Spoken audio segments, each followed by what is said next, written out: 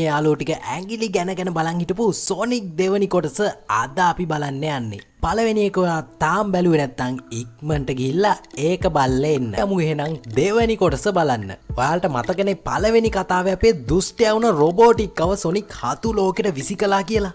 දැන් පොර ඉන්නේ හතු ලෝකෙට වෙලා. හරියට කෑමක්වත් නැහැ පොරට. ඇයි මේ ලෝකේ හතු විතරනේ තියෙන්නේ. හැබැයි පොර මේ ලෝකෙට වෙලා නිකන් ඉඳලත් නැහැ. ආයෙත් පෘථුවියට යන්න පොර මැෂින් එකක් හදලා. ඒක හදලා තින්නේ සොනික්ගේ කට්ට පාවිච්චි කරලා. ඔන්න මැෂින් එක ඔන් කරා. දැන් බලමු අපි පොරගේ වැඩේ හරියයිද කියලා. ඒ මැෂින් එකෙන් ලොකු බලයක් පිට වෙලා රොබෝටික්කව ඈතට විසික් වෙලා ගියා. වැඩේ නම් හරි ගියේ නැහැ. හැබැයි මෙන්න එකපාරටම මුද්දකින් දොරක් ඇරුණා. මේක ඇතුලේ ඉඳන් වෙස්මුණු දාගත්ත මිනිස්සු වගේක් එළියට ආවා. මේ කට්ටිය රොබෝටික්කට ලං වෙනකොටම රොබෝටික්ක නැගිටලා එයාගේ ආරක්ෂාවට අටවල තිබ්බ උගුල් වගේක් ක්‍රියාත්මක කරනවා. ආපු සෙට් එකටත් මේ මොකක්ද උනේ කියලා හිතා ගන්න බෑ. රොබෝටික්ක ඊට පස්සේ නැගිටලා මුද්ද පැත්තට වේගෙන් දුවන්න පටන් ගන්නවා. මුද්ද නැති වෙන්න කලින් ඒකෙන් එහා පැත්තට පැන ගන්න එපේ.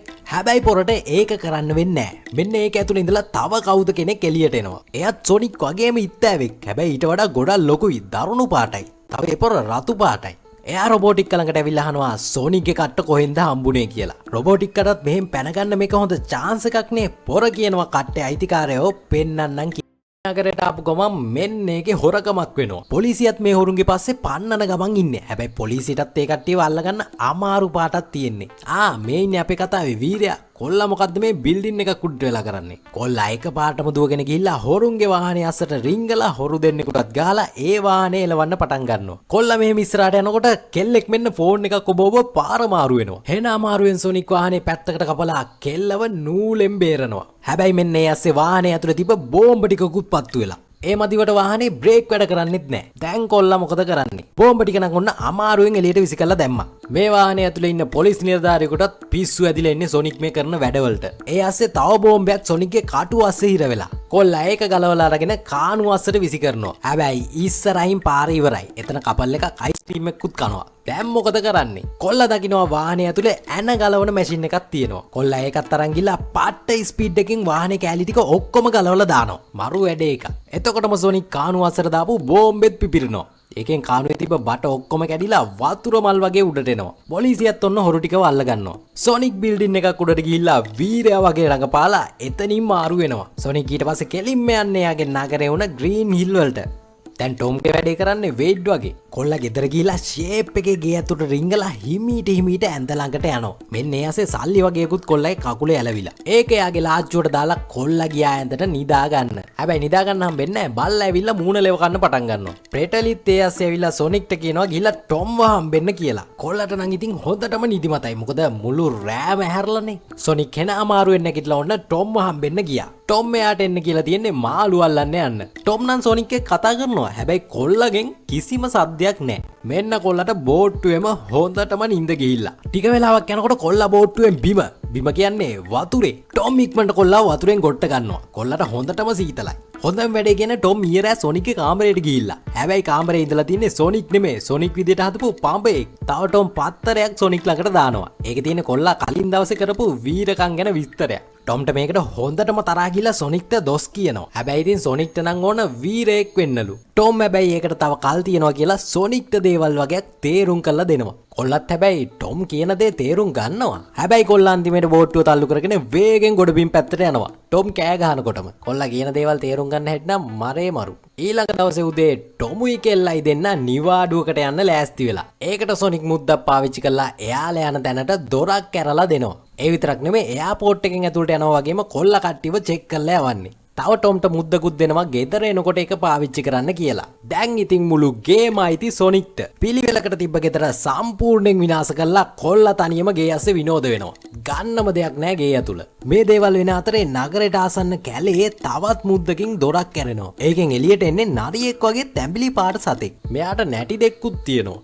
එයා ඇවිල්ලා තින්නේ සොනික් හොයාගෙන වගේ. තව ඒපොරට එයාගේ නැට්ට පාවිච්චි කරලා පියාඹන්නත් පුළුවන්. එයා කෙලින්ම යන්නේ නගර පැත්තට. එහෙම ගිහිල්ලා කොල්ලා නවතින්නේ පොලිසිය ඉස්සරහා. එතකොට අපේ සොනික් මොකද කරන්නේ? කොල්ලා තාමත් විනෝද වෙන ගමන් ඉන්නේ. ඔන්න එතකොටම ටොම්ගෙන් වීඩියෝ කෝල් එකක් එනවා. කොල්ලා ඉක්මනට එතන තිබ්බ බඩු ටික අස් කරලා දාලා වීඩියෝ කෝල් එක ආන්සර් කරනවා. ටොම් නම් හෙන විනෝදෙන් වගේ ඉන්නේ. හැබැයි මේක විනෝද ගමනක් නම් නෙමෙයි. ප්‍රෙටලිගේ අක්කගේ වෙඩින් එකට ආපු ගමනක්. ටොම්ට ඔන්න අක්කගේ කොල්ලවත් හම්බෙනවා. සොනික් ගෙදර පොප්කෝර්න් එකක් කකා ෆිල්ම් එකක් බලන්න හදනකොටම එකපාරට කරන්ට් එක යනවා. හැබැයි කරන්ට් එක ගියාට ටීවී එක තාම වැඩ.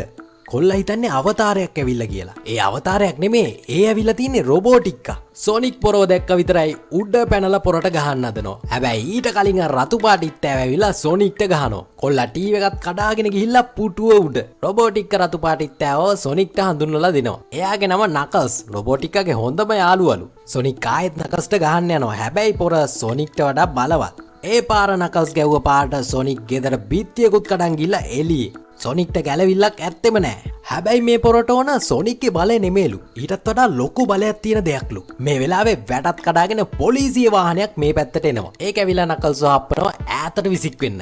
ඒක ඇතුලේ ඉන්න අර තැඹිලි පාට කොල්ලා. සොනිකුත් ඉක්මනට ඒකට නැගලා රොබෝටික්කවත් හප්පලා දාලා ඉක්මනට එතනින් පැන ගන්නවා. මේ කොල්ලගේ නම ටේල්ස්. එයා ඇවිල්ලා තියෙන්නේ සොනික්ව හොයාගෙන. සොනික් ටේල්ස්ගෙන් අහනවා රතු පාට හාදය කවුද කියලා. පොර ඇවිල්ලා මේ විශ්වයේ ඉන්න භයානක සටන්කාමියෙක්ලු. පොර මෙහාට ඇවිල්ලා තියෙන්නේ බලගතු මැණිකක් හොයාගෙනලු. එයා හිතන්නේ ඒ මැණික තියෙන්නේ සොනික් ළඟ කියලාලු. නකල්ස් තාම වැඩේ අතහැරලා නැහැ. කොල්ල දෙන්නගේ පස්සෙන්ම පන්නනවා. පොර දුවගෙන ඇවිල්ලා දැන් කොල්ල දෙන්නගේ කාර් එක උඩ. ටේල්ස්ට මේ වෙලාවේ අයිඩියා එකක් එනවා. පොර වාහනයක පාටම එතන තිබ්බ කන්දෙන් පල්ලෙහාට දානවා. කොල්ලට පියාඹන්න පුළුවන් ඉඳා සොනික්වත් අරගෙන වාහනෙන් එළියට එනවා. නකල්ස්ුත් එතන තිබ්බ කන්දකට පැනලා කොහොම හරි බේරෙනවා. ටේල්ස් සොනික්ව අරගෙන මෙතනින් ඈතකට පියාඹලා යනවා. රොබෝටික්කත් ට්‍රැක්ටර් එකක් වගේ පොඩි වාහනයක නැගලා මෙතෙන්ට එනවා. එතන ඉඳන් පොර කාට හරි කතා කරනවා. ඒ කතා කරලා තියෙන්නේ ස්ටෝන්ට රොබෝටික්කගේ හිටපු සහායකයාට. දැන් පොර කැෆේ එකකද වැඩ කරන්නේ. රොබෝටික්කගෙන් කෝල් එක ආව විතරයි පොර මෙතන ඉන්න ඔක්කොටම එළියට යන්න කියලා කියනවා. ඊට පස්සේ එතන තිබ්බ බටන් වගේක් ඔබනවා. ඒකෙන් සැටලයිට් එක තිබ්බ අයිටම් එකක් රොබෝටික්ක ළඟට එනවා. ඒකත් නිකන් රොකට් එක වගේ අයිටම් එකක්. රොබෝටික්ක මේක ඇතුළට ගිහිල්ලා එයාගේ ඇඳුම් මාරු කරගන්නවා. පොර එළියට එන්නේ එයාගේ රොබෝලා ගොඩකුත් එක්ක.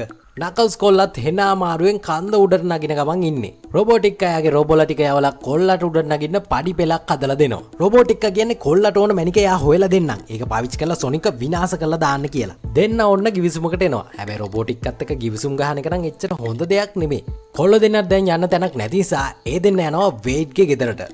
දැන් හොයාගන්න ඕන සොනික්ට මැණික හොයාගෙනයි නකල්ස් සොනික් පස්සේ පන්නන්නේ කියලා. මේ වෙලාවේ කොල්ලට මතක් වෙනවා එයා ළඟ තිබ්බ මැප් එකේ මැණිකක රූපයක් තියෙනවා කියලා. සොනික් ඒක නම් මැණික ළඟට ඇඟිල්ල තිබ්බ විතරයි මැප් එකෙන් ලොකු එලියක් ඇවිල්ලා ලෝන් ක්ලොක්ක මතුවෙනවා. ඒ කියන්නේ අර සොනික්ව බලාගත්ත ලොකු බකමූණා. මේ තියන්නේ ආ සොනික්ට තිබ්බ පණිවිඩයක්. සොනික් පෘථුවේ ඉන්නේ ලොකු හේතුවකටලු. ඒක තමයි මේ කොළ පාට මැණික ආරක්ෂා කරන එක. මේ මැණික් ගලේ බලයෙන් හිතන ඕන දෙයක් ඇත්ත කරන්න පුළුවන්ලු. මේක වැරදි කෙනෙක්ගේ අතට ගියොත් ලොකු විනාශයක් වෙයිලු. ඒක නිසා බකමූණ මේ මැණික ආරක්ෂා කිරීමේ වගකීම සොනික්ට පවරනවා. බකමූණ ඒ කතාව කියලා එක පාට නැති වෙලා යනවා. සොනිකුත් ඉතින් එකෙන් මේ වගකීම බාර ගන්නවා. දැන් ඉතින් කොහෙන්ද මේ මැණික හොයන්නේ? සිතියමට අනුව පළවෙනි ඉඟිය තියෙන්නේ සයිබීරියාවේ. ඒක මැණික ළඟට යන්න පුළුවන් මාලිමාවක්.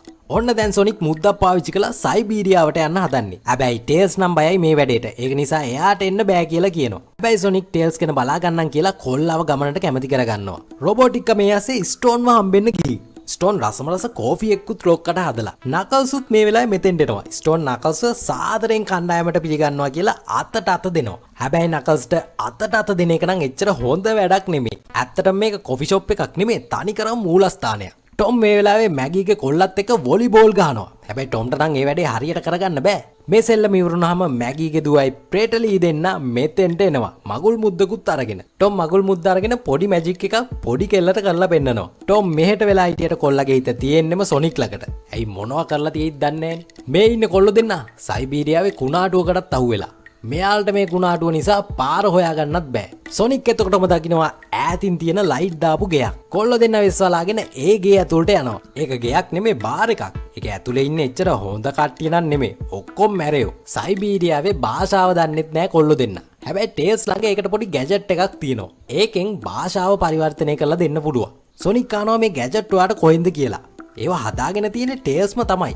මේ වෙලාවේ රොබෝටික්කා සොනික්ගේ ටොම්ගේ මැසේජ් හොරෙන් බලන ගමන් ඉන්නේ. පිටිපස්සේ ඉඳන් නකල්ස් මේ මැසේජ් ටික ඔක්කොම හයියෙන් කියවනවා. රොබෝටික්කා කියන්නේ මැණික ගන්නකම් අපි මේ පොරව ෂේප් එකේ තියාගන්න ඕන කියලා. රොබෝටික්කා බලනවා සොනික්ගේ ෆෝන් එක දැන් කොහෙද තියෙන්නේ කියලා. රොබෝටික්කට පුළුවන් වෙනවා එකෙන් හොයාගන්න කොල්ලා ඉන්නේ සයිබීරියාවේ කියලා. රොබෝටික්කා ඉක්මනට නකල්ස් එක්ක සයිබීරියාවට යන්න පිටත් වුණා. ඒ ASCII අපේ කොල්ලෝ දෙන්නට ඉල්ලපු කෑම නම් නෙමෙයි ඇවිල්ලා තියෙන්නේ. ඒක නිසා වේටර් කෙල්ලට හඬ පරිවර්තනය කරලා ඒක ගැන කියනවා. හැබැයි මැෂින් එකෙන් කියවන්නේ වෙන මොනවද?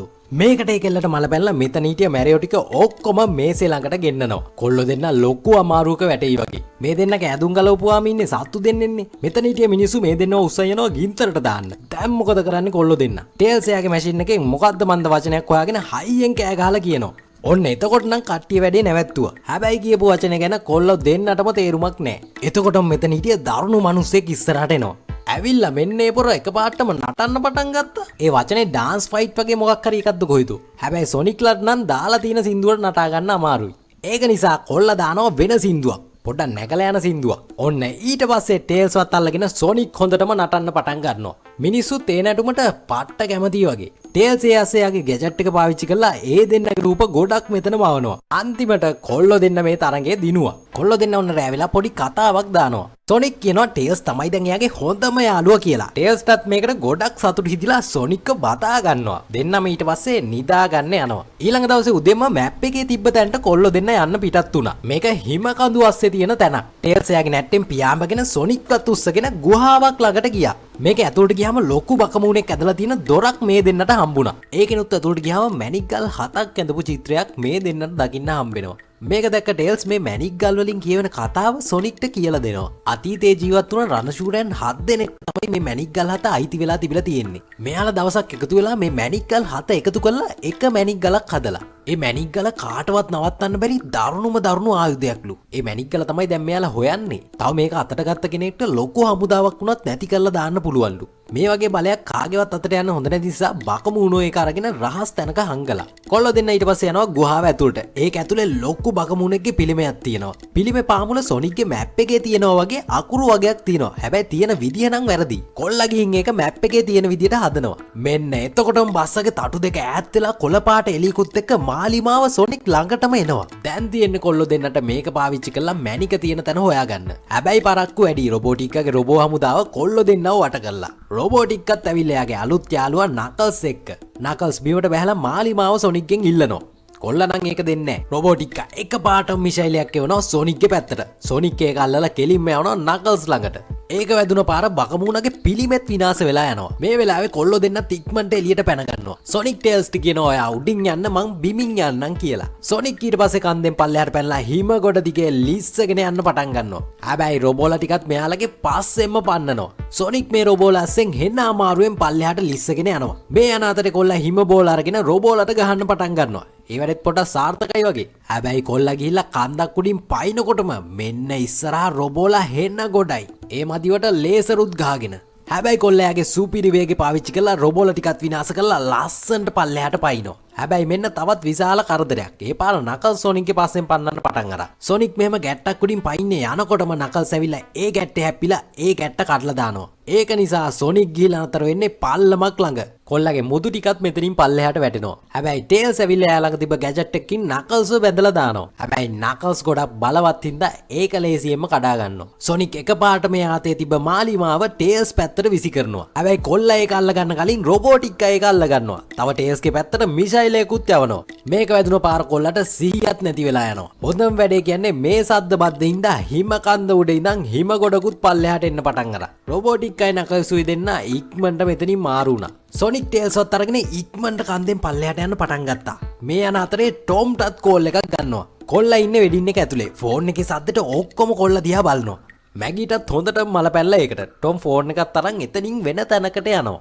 ටොම් ෆෝන් එක ආන්සර් කරාම පුදුම වෙනවා. ගෙදර ඉන්නවා කියපු කොල්ලා මේ කොහෙද ඉන්නේ කියලා. සොනික් කියනවා ටොම්ට දුන්න මුද්ද ඉක්මනට පාවිච්චි කරන්න කියලා. ටොම් මුද්ද අරගෙන විසි කරනවා. හැබැයි ඒකෙන් දොරක් නම් ඇරුන්නේ නැහැ. ටොම් අර මැජික් එක කරන්න ගිහිල්ලා මුද්ද මාරු කරගෙන. හරි මුද්ද තියෙන්නේ මැගී ළඟ. දැන් ඒක ඇඟිල්ලට දාන්නත් එක්ක හදන්නේ. ටොම් වෙඩින් එක අස්සට පැනලා මුද්ද අරගෙන විසි කරනවා. ඒ මුද්දෙන් දොර නම් ඇරෙනවා. හැබැයි සොනික් එකෙන් එළියට එන්නේ හිම ගොඩකුත් එක්ක. වෙඩින් එකම ඉවරයි. හැබැයි මෙන්න සොනික්ව එකපාරට දැලක් දාලා අල්ලගත්තා. මේක වෙඩින් එකක් නෙමෙයි මෙතනින් ඔක්කොලාම රහස් නියෝජිතයෝ. මෙයාලා මේ විදියට රඟපාලා තින්නේ සොනික්ව අල්ලගන්න. මැගීටත් හිතා ගන්න බෑ මේ මොකද්ද මේ වෙන්නේ කියලා. සොනික්වයි ටේල්ස්වයි මෙයාලා කූඩුවක දාගෙන අරන් යනවා. ටොම් මේ දෙන්නව බේර ගන්න උත්සාහ කරාට ඒක හරියන්නේ නැහැ. මැගීගේ දුව ටේල්ස්ගේ බෑග් එක ගෙනල්ලා ප්‍රේටලිගේ අතට දෙනවා. ඒ බෑග් එක ඇතුලේ එක එක විදියේ ගැජට් හෙන තොගයක් තියෙනවා. ඒ අස්සේ ටොම්පත් මෙයාලා අල්ලගෙන ගිහිල්ලා හොටෙල් එක වටේටම ලොකු ආරක්ෂාවක් දාලා කෙල්ලෝ දෙන්න හදන්නේ ඇතුළට ගිහිල්ලා කට්ටියව බේරගෙන එන්න.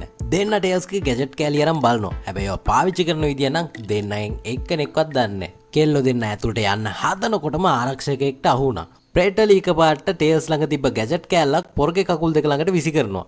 මෙන්න පොර මේකෙන් එකපාරටම උඩ ගියා. කොහොම හරි මේ කෑලි ටික පාවිච්චි කරලා ප්‍රේටලි හෝටලේ ඇතුළට පැනගත්තා. මැගී ඇස්ස ගිහිල්ලා එයාගේ බොරු පෙම්වතාව අල්ලගෙන තව ඩිංගෙන් පොරව යට කරලා දානවා. හැබැයි මෙයාලගේ ලොක් ඇවිල්ලා කරන්ට් එක වදින තුවක්කුවකින් මැගීට වෙඩි තියන්න හදනවා.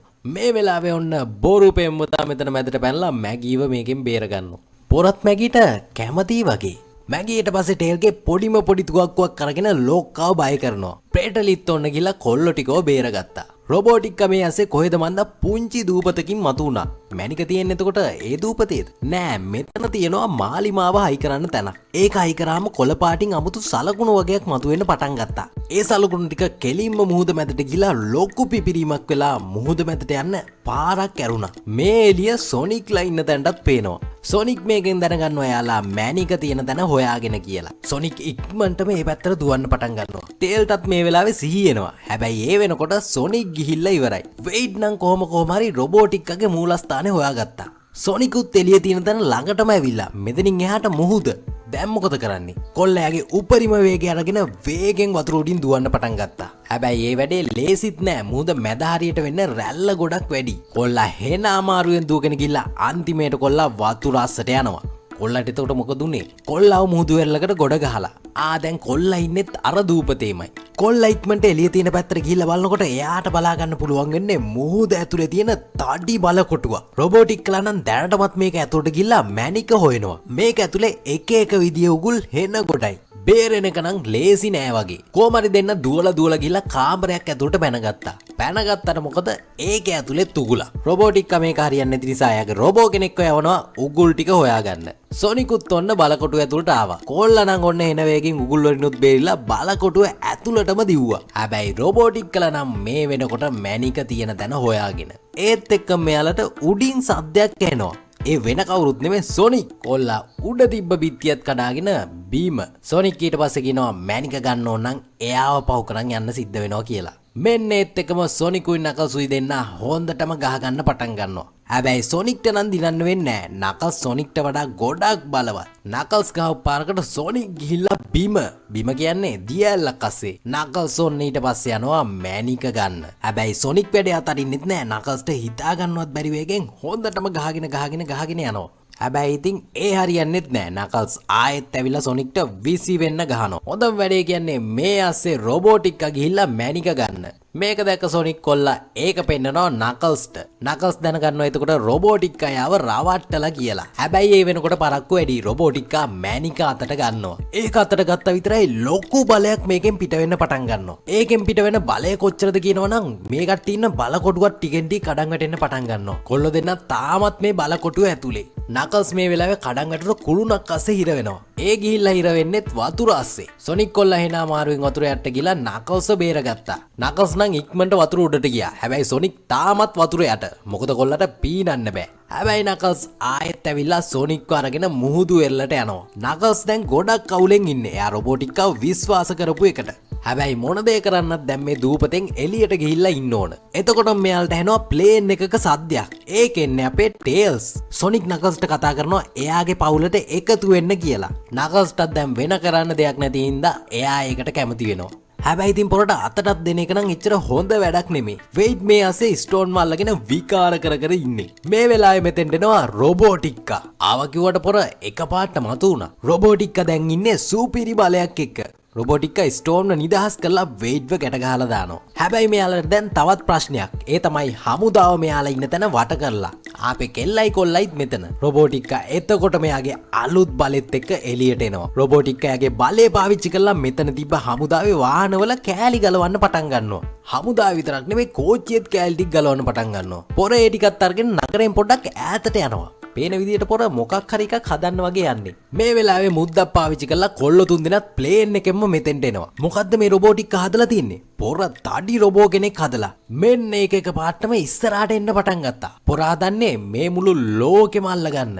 කොල්ල තුන් දෙනාත් රොබෝ ඉන්න පැත්තට යන ගමන් ඉන්නේ. නකල්ස් මෙන්න එක පාටම ප්ලේන් එකෙන් බිමට පැන්නා. දැන් ඉන්නේ අපි කොල්ල දෙන්න විතරයි. කොල්ල දෙන්න ගිහිල්ලා රොබෝ වටේටම කැරකුණාට කරන්න දෙයක් හිතාගන්න බෑ. හැබැයි ඉතින් රොබෝටික් කනම් ප්ලේන් එක පැත්තට මිසයිල ගොඩක් එවනවා. කොල්ල දෙන්න හෙන ගේමක් දීලා මේ ටිකෙන් බේරුණාට සොනික් මිසයිල් එක වැදිලා ඒත් එක්කම කොහෙටද මන්ද විසි වුණා. නකල්ස් ඒ ඇස්සේ තනියම ගිහිල්ලා රොබෝට ගහන්න හදනවා. රොබෝට් නම් දැනෙන්නේවත් නෑ. ටේල්සුත් එයාගේ ප්ලේන් එකේ තිබ්බ තුවක් වලින් රොබෝට වෙඩි තියන්න පටන් ගන්නවා. හැබැයි ඒ වගේනුත් ඒක විනාශ කරන්න බෑ. හැබැයි රොබෝ ප්ලේන් එකට ගහලා ඒක නම් විනාශ කරලා දැම්මා. දැන් මොකද්ද මේ රොබෝට කරන්නේ? හැබැයි සොනික් එයා වරන් ගිය මිසයිල් හරවන් ඇවිල්ලා රොබෝගේ කකුලට ගහනවා. ඒක නම් පොඩ්ඩක් රිදුනා වගේ. දැන් කොල්ල තුන් දෙනාම එකම තැන.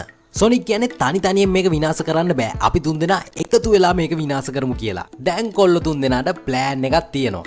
රොබෝටික්කා එතකොට මෙයාගේ රොබෝලා හෙන ගොඩක් කොල්ල තුන් දෙනා ඉන්න පැත්තට එවන්න පටන් ගන්නවා. කොල්ල තුන් දෙනා එකතු වෙලා ඒ ඔක්කොම ටික විනාශ කරලා දානවා. රොබොත් ඔන්නේ ඇස්සේ වෙඩි තියන්න පටන් ගන්නවා. කොල්ල තුන් දෙනා වේගෙන් රොබෝ ඉන්න පැත්තට දුවන් ගිහලා එක තැනකදී තුන් දෙනා තුන් පැත්තකට බෙදෙනවා. සොනික් කෙලින්ම ගිහිලා රොබෝගේ ඉස්සරහා. පොර රොබෝටික්කව අවුස්සලා වේගෙන් ආයෙත් අනිත් පැත්තට දුවන්න පටන් ගත්තා. රොබෝටික්කටත් ඒකට මල පැනලා සොනික් පස්සෙන් පන්නන්න පටන් ගත්තා. ඔන්නේ ඇස්සේ සැලී ගිහිල්ලා නකල්ස් රොබෝගේ ඇඟ උඩට දැම්මා. ටොම් මේ වෙලාවේ කෙල්ලත් එකතු වෙලා නගරේ මිනිස්සුන්ව අයින් කරන ගමන් ඉන්නේ. එක පාටම වාහනයක් මෙයාලා ඉන්න පැත්තට එනවා.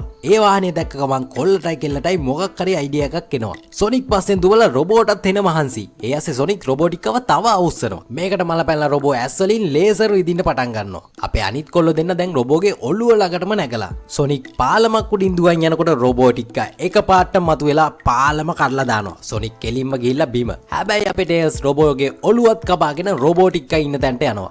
එයා වගේ කට්ටිය ගොඩක්ම වාගෙන රොබෝටික්කට හිතා ගන්න බැරුව එක එක්කනට වෙඩි තියන්න පටන් ගන්නවා. හැබැයි රොබෝටික්කගේ බලය ගොඩක් වැඩි නිසා ටේල්ස්ගේ මේ වැඩේ හරියන්නේ නැහැ. හොඳම වැඩේ කියන්නේ කොල්ල මේ කරලා තියෙන රොබෝටික්කව නොමග යැවීමක්. එක පාටම නකල්ස් පැනලා රොබෝටික්කගේ පපුවට ගහනවා. ඒ පාට මැනික රොබෝටික්කගෙන් ගැලවිලා විසික් වෙනවා. මැනික නැති නිසා රොබෝගේ බලයත් නැති වෙලා බිමට වැටෙන්න පටන් ගන්නවා. මේ වෙනකොට මැනිකත් රොබෝගෙන් එළියට විසික් වෙනවා.